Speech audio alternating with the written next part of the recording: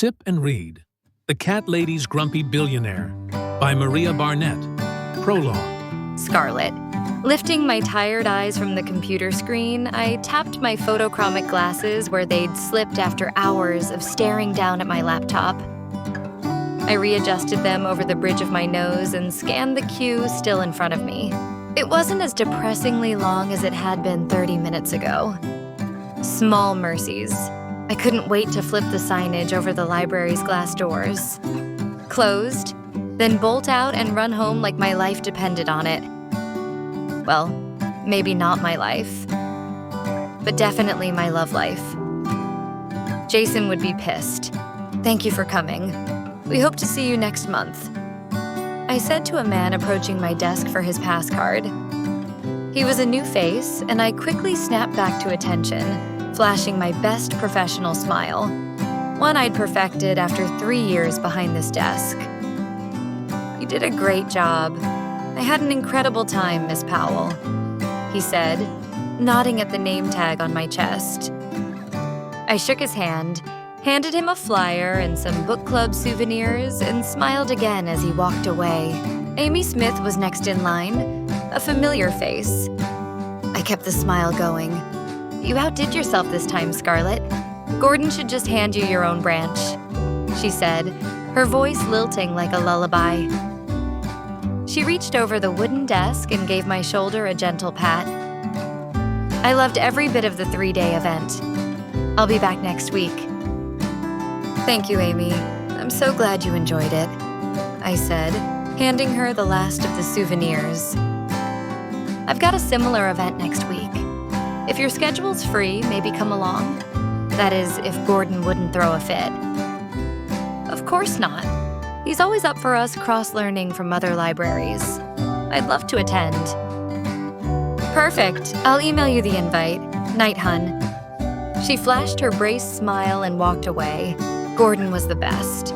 He'd be fine with me attending another library event. Jason, however, wouldn't. He'd been complaining nonstop about my schedule lately. We barely saw each other, and the tension between us had been building. That's why I agreed to tonight's dinner, the one Annabella talked me into planning. Cozy restaurant, Jason's favorite, reservation for 7. It was supposed to show him I cared, that I still chose us. Now, it was 8 p.m. I was an hour late, and the queue had only just cleared. I handed out the last of the souvenirs quickly, skipping small talk. Even Gordon would understand. The moment the final guest left, I rushed to the signage, flipped it to closed, and ran to my desk. My phone was ringing. About time, I muttered, grabbing my bag. But the call had already ended. Annabella, of course. I called her back while clearing the desk. Hey, babe. I thought you and Jason were already off on your fancy date? Her voice was squeaky, familiar, comforting. Well, I just closed. No, you didn't. We had more participants than expected. Great for the library, not great for Jason. Did he call? No. Weirdly enough, he hasn't. I'm not sure if that's better or worse. My head is pounding. Maybe I should cancel. Or reschedule. No way. The Hampton is booked for months. I used every connection I had to get that reservation. Go home, freshen up, get your man. Yes, ma'am, I said, smiling. That was Anna, my extroverted tiny hurricane of a best friend. Lock up, go, and call me the second you get back. I want every juicy detail. Bye, girl. I locked up, checked the alarm, and hailed a cab. Still no call from Jason. I finally dialed him. Straight to voicemail. Halfway home, I sat up. Hey, would you mind changing routes? I need to make a stop at Flatland Avenue. The driver didn't look thrilled, but agreed.